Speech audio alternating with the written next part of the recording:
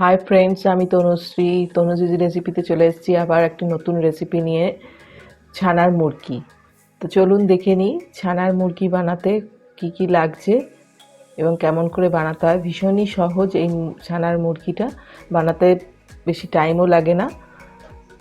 আসুন দেখে নিই কী কী লাগছে। লাগছে পনির, আমি পনিরগুলো এরকম চৌকো চৌকো করে কেটে নিয়েছি। লাগছে 1 কাপ চিনি, আর লাগছে 1 চা চামচ এলাচ গুঁড়ো। এই 3টে উপকরণ দিয়েই আজকে আমি ছানার মুরকি বানাবো।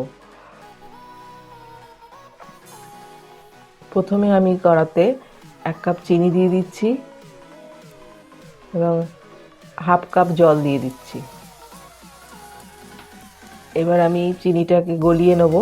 আমার এই রেসিপিটা যদি ভালো লেগে থাকে লাইক কমেন্ট করে জানান কেমন লাগলো। যারা এখনও সাবস্ক্রাইব করেননি তারা প্লিজ সাবস্ক্রাইব করুন এবং পাশে বেল আইকন প্রেস করুন, যাতে পরবর্তী রান্নার আপডেটগুলো আপনাদের নোটিফিকেশানে চলে আসে। রসটা হয়ে গেছে কিনা আমি দেখে নিচ্ছি। এরকম দেখে নিতে হবে, একটা স্প্রিং তৈরি হবে। রসটা হয়ে গেছে, একটু ঘন হয়ে গেছে, বুঝে যাবেন ওইটা দেখলেই। দিয়ে দিচ্ছি এলাচ গুঁড়ো,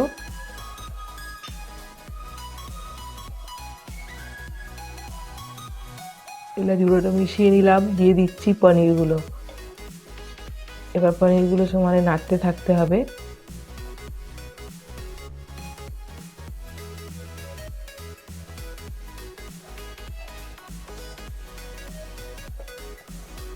খুব ভালো করে ফুটে উঠেছে, একটু সাদা ফেনা ফেনা হচ্ছে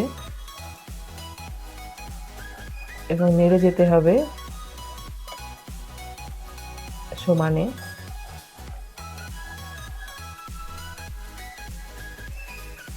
এবার এই অবস্থা আমি গ্যাসটা অফ করে দিচ্ছি এবং এটা সমানে নেড়ে যাচ্ছি। এবার আস্তে আস্তে এটা একদম শুকনো হয়ে যাবে নাড়তে নাড়তে। দেখুন একদমই শুকনো হয়ে গেছে। ছানার মুরকি রেডি। ভীষণই ভালো লাগে খেতে, বাচ্চাদের দিলে বাচ্চারা ভীষণই পছন্দ করে। আপনারা বাড়িতেই বানিয়ে ফেলুন, ভীষণ সহজ এই ছানার মুরকি। তো আপনাদের সঙ্গে আবার দেখা হচ্ছে নেক্সট মঙ্গলবার এবং শুক্রবার। নমস্কার।